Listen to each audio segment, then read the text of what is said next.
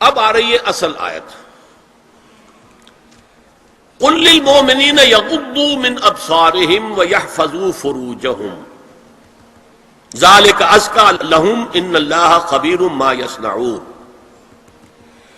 وقل للمؤمنات یغضضن من ابصارهن ویحفظن فروجهن ولا یبدین زینتهن الا ما ظہر منها وَلْيَضْرِبْنَ بِخُمُرِهِنَّ عَلَى جُيُوبِهِنَّ وَلَا يُبْدِينَ زِينَتَهُنَّ إِلَّا لِبُعُولَتِهِنَّ أَوْ آبَائِهِنَّ أَوْ آبَاءِ بُعُولَتِهِنَّ أَوْ أَبْنَائِهِنَّ أَوْ أَبْنَاءِ بُعُولَتِهِنَّ أَوْ إِخْوَانِهِنَّ أَوْ بَنِي إِخْوَانِهِنَّ أَوْ بَنِي أَخَوَاتِهِنَّ أَوْ نِسَائِهِنَّ أَوْ مَا مَلَكَتْ أَيْمَانُهُنَّ أَوِ التَّابِعِينَ غَيْرِ أُولِي الْإِرْبَةِ مِنَ الرِّجَالِ أَوِ الطَّفْلِ الَّذِينَ لَا يَظْهَرُوا عَلَى عَوْرَاتِ النِّسَاءِ وَلَا يَضْرِبْنَ بِأَرْجُلِهِنَّ لِيُعْلَمَ مَا يُخْفِينَ مِنْ زِينَتِهِنَّ وَتُوبُوا إِلَى اللَّهِ جَمِيعًا أَيُّهَا الْمُؤْمِنُونَ لَعَلَّكُمْ تُفْلِحُونَ. یہ لمبی آیت ہے. اہل ایمان، اے نبی کہہ دیجئے اہل ایمان مردوں سے اپنی نگاہیں نیچی رکھا کریں اور اپنی شرمگاہوں کی حفاظت کریں. یہی ان کے لیے زیادہ پاکیزہ عمل ہے. ان اللہ خبیر بما یصنعون، اور جو کچھ وہ کر رہے ہیں اللہ اس سے واقف ہے. وَقُلْ لِلْمُؤْمِنَاتِ یغضضن مِنْ أَبْصَارِهِنَّ، اور مومن عورتوں سے بھی کہہ دیجئے کہ وہ اپنی نگاہیں جو ہیں نیچی رکھا کریں. وَيَحْفَظْنَ فُرُوجَهُنَّ، اپنی شرمگاہوں کی حفاظت کریں. وَلَا يُبْدِينَ زِينَتَهُنَّ إِلَّا مَا ظَهَرَ مِنْهَا، اور اپنی زینت کو ظاہر نہ کیا کریں سوائے اس کے کہ جو بالکل ظاہر ہو جائے، از خود ظاہر ہو. دیکھیے سب سے پہلے میں آپ کو بتا چکا ہوں کہ یہ گھر کے اندر کا پردہ ہے. نگاہیں نیچی رکھنا گھر کے مرد بھی اور گھر کی عورتیں بھی. یہ کیوں کہا گیا؟ آج آپ کے علم میں نہیں ہوگا انسیسٹ کس قدر تیزی سے پھیل رہا ہے مغرب کے اندر. انسیسٹ کہتے ہیں باپ کا اپنی بیٹی سے ملوث ہو جانا، ماں کا اپنے بیٹے سے ملوث ہو جانا، بہن بھائیوں کا آپس میں زناکاری کرنا، یہ انسیسٹ کہلاتا. اس وقت امریکہ میں سب سے زیادہ جو پریکٹس ہے وہ سائیکیٹرسٹ کی ہے. بڑی فیسیں ہیں، بڑی دوائیں ہیں. جو فارماسیوٹیکل انڈسٹری ہے اس میں بھی سب سے زیادہ فلورشنگ وہ دوائیں ہیں کہ جو ذہنی امراض کی ہیں. اور مجھ سے وہاں کئی سائیکیٹرسٹ نے کہا ذہنی امراض کا سب سے بڑا سبب انسیسٹ ہے. بیٹی سے زنا کیا باپ نے، بیٹی کے دل پر جو داغ لگ گیا ہے اس کا دماغی توازن ٹھیک نہیں رہتا. بہن سے زنا کیا بھائی نے، اور یہ نہ سمجھیے کہ آپ کے ہاں نہیں ہو رہا، یہ وبا آ چکی ہے. کئی آپ نے اخبار میں پڑھا ہوگا بیٹی نے جا کر تھانے میں خبر دی کہ باپ نے میرے ساتھ یہ حرکت کی. یہ ساری چیزیں آج ہو رہی ہیں ہمارے یہاں. اس لیے کہ جب زنا کے جو دوائی ہیں، داعیات ہیں، جو زنا کی ترغیب ہے وہ پھیلی ہوئی ہوگی، عام ہوگی، تو راستے نکالے گا. گھروں میں مرد بھی اپنی نگاہیں نیچی رکھیں. کیا مطلب؟ باپ بھی اپنی بیٹی کو گھور کر نہ دیکھے. بیٹی بیٹی ہے، لڑکی ہے.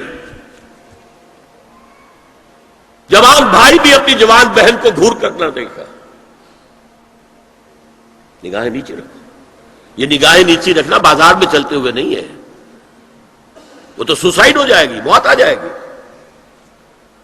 کوئی گاڑی آپ کو روک دے گی. یہ گھر کے اندر ہے. اور اس لیے ہے کہ بہرحال باپ مرد ہے، بیٹی عورت ہے. میں نے آپ کو فرائیڈ کی بات بتا دی ہے.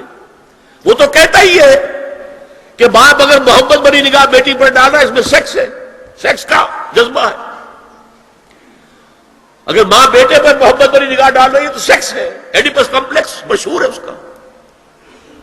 لیکن اپنی جگہ یہ ہے کہ باپ مرد ہے، بیٹی عورت ہے، بھائی مرد ہے، بہن عورت ہے. لہذا گھروں کے اندر بھی اپنی نگاہوں کو نیچا رکھو. میں آپ کو قول سنا چکا ہوں مولانا فراہی کا. اصلاحی صاحب نے کہا جب مولانا فراہی نے مجھ سے یہ کہا کہ اصل میں سورہ احزاب میں گھر کے باہر کا پردہ ہے اور سورہ نور میں گھر کے اندر کا پردہ ہے، تو کہتے میری آنکھیں کھل گئیں اور چابی مل گئی، کلید مل گئی ان آیات کو سمجھنے کی، ان کی اصل پس منظر کو، حقیقت کو جاننے کا راستہ کھل گیا۔ تو یہ جو ہے غض بصر، یہ باہر کے لیے نہیں ہے، یہ گھر کے اندر کے لیے ہے۔ بیٹی کا آخر جوان ہو رہی ہے، اس کے سینے کے اوپر کچھ ابھار آ رہا ہے، اس کو گھور کر مت دیکھو، نگاہیں نیچی کرو۔ قل للمؤمنین یغضوا من ابصارہم ویحفظوا فروجہم ذلک ازکی لہم ان اللہ خبیر بما یصنعون۔ نوٹ کر لیجئے کہ یہ کہاں ہو رہا ہے؟ گھر میں داخلے کے بعد۔ گھر میں داخلہ اجازت سے، اور داخلہ ہوگا صرف محرموں کا، گھر کے اندر جو ہے وہ نامحرم تو نہیں آئے گا۔ یہ میں آگے بیان کر رہا ہوں۔ وَقُلْ لِلْمُؤْمِنَاتِ يَغْضُضْنَ مِنْ أَبْصَارِهِنَّ وَيَحْفَظْنَ مِنْ فُرُوجِهِنَّ، اور کہہ دیجئے مومن عورتوں سے بھی کہ وہ بھی اپنی نگاہیں جھکا کر رکھیں اور اپنی شرمگاہوں کی حفاظت کریں۔ وَلَا يُبْدِينَ زِينَتَهُنَّ إِلَّا مَا ظَهَرَ مِنْهَا۔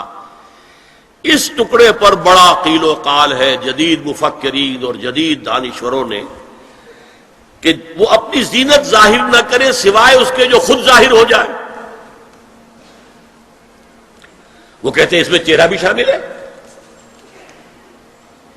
اور جب چہرہ شامل ہے تو اس کا مطلب چہرے کا پردہ نہیں ہے۔ لا حول ولا قوت الا باللہ۔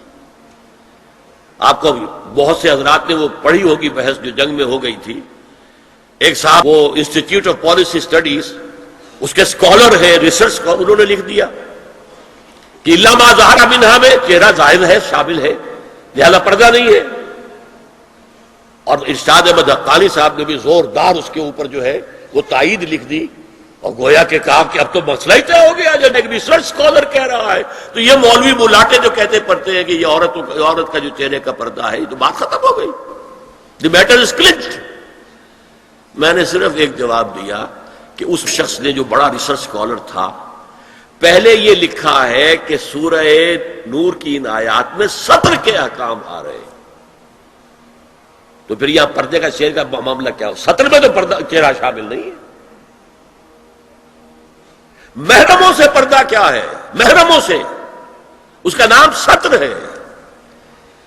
عورت کا پورا جسم سطر ہے سوائے چہرے کی ٹکیا اور یہ ہاتھ اور یہ پاؤں، بس۔ کیا مطلب ہے؟ بھائی بھی نہیں دیکھ سکتا بہن کے جسم کا کوئی اور حصہ، باپ بھی نہیں دیکھ سکتا بیٹی کے جسم کا کوئی حصہ۔ یہ سطر ہے، سطر محرموں سے پردہ ہے۔ اس سے آگے صرف شوہر یا حسب ضرورت طبیب، سرجن، بس، یہ محرموں کا پردہ۔ گھر میں عورت رہے گی تو سطر کے ساتھ رہے گی، محرم آئیں گے، چچا اس کا محرم ہے، آئے گا، لیکن وہ بھی تو مرد ہے نا، چہرہ تو نہیں ڈھانپے گی اس لیے کہ محرم ہے، لیکن باقی جسم سطر۔ عورت کا پورا جسم سطر ہے سوائے چہرے کی ٹکیا، بال بھی سطر میں شامل ہے۔ سر پر وہ سکارف جو آج کل بنا ہوا ہے، بہت بڑا مسئلہ، انہوں نے چہرے کو نکال دیا، صرف سکارف سمجھا ہوا، پر حجاب کہتے ہیں، حالانکہ وہ حجاب پورا تو نہ ہوا، وہ صرف ایک حصہ ہے، لیکن ایک حصہ صحیح ہے، سر کے بال جو ہے وہ چھپے ہونے چاہیے، یہ سطر میں شامل ہے۔ چہرے کی ٹکیا ہے جو سطر سے باہر ہے، ہاتھ ہے پونچوں سے باہر، اور پیر ہے ٹخنوں سے نیچے، بس۔ اللہ اللہ خیر سے۔